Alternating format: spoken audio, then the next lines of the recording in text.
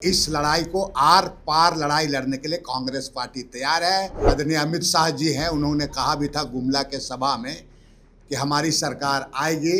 ये बात 19 में कहा था और हम सरना कोड हम देंगे।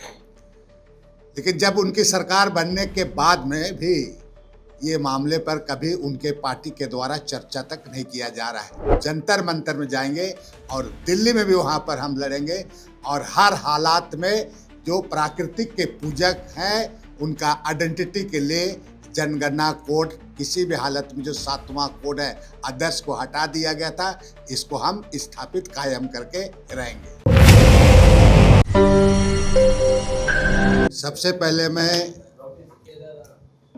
हमारे पार्टी के राष्ट्रीय अध्यक्ष आदरणीय मल्लिकार्जुन खड़गे साहब को, हमारे राष्ट्रीय नेता और कांग्रेस पार्टी के राष्ट्रीय पूर्व अध्यक्ष आदरणीय राहुल गांधी जी को और हमारे झारखंड के प्रभारी आदरणीय के राजू जी को बहुत बहुत आभार व्यक्त करते हैं। ऐसा इसलिए कि देश के पॉलिटिकल पार्टी में पहला एक पॉलिटिकल पार्टी है जिन्होंने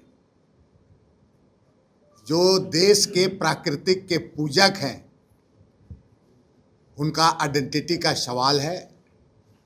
जैसे हिंदू, मुस्लिम, सिख, ईसाई का जनगणना का कोड होता है, लेकिन इसका कोई कोड नहीं होने के कारण इनका आइडेंटिटी पर सवाल उठता है। और इसको लेकर के हमारे झारखंड प्रदेश और आसपास के पड़ोसी राज्यों में, चाहे छत्तीसगढ़ हो, उड़ीसा हो, बंगाल हो, असम हो, लगातार कोड का मांग कर रहे हैं कि जनगणना के लिए अलग से कोड हो।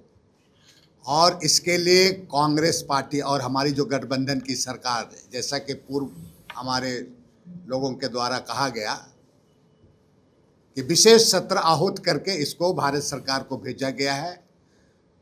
और इससे पूर्व में जब चुनाव हुआ था 2019 में, तो अभी आपका गृह मंत्री जो आदरणीय अमित शाह जी हैं, उन्होंने कहा भी था गुमला के सभा में कि हमारी सरकार आएगी। ये बात 19 में कहा था और हम सरना कोड हम देंगे। लेकिन जब उनकी सरकार बनने के बाद में भी ये मामले पर कभी उनके पार्टी के द्वारा चर्चा तक नहीं किया जा रहा है।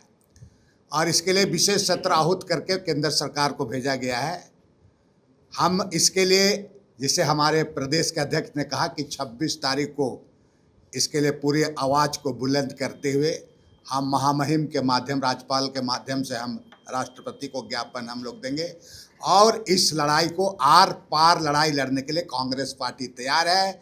जैसा कि हमारे सीएलपी के नेताजी ने कहा कि हम जंतर मंतर में जाएंगे और दिल्ली में भी वहाँ पर हम लड़ेंगे और हर हालात में जो प्राकृतिक के पूजक हैं उनका आइडेंटिटी के लिए जनगणना कोड, किसी भी हालत में जो 7वां कोड है आदर्श को हटा दिया गया था, इसको हम स्थापित कायम करके रहेंगे।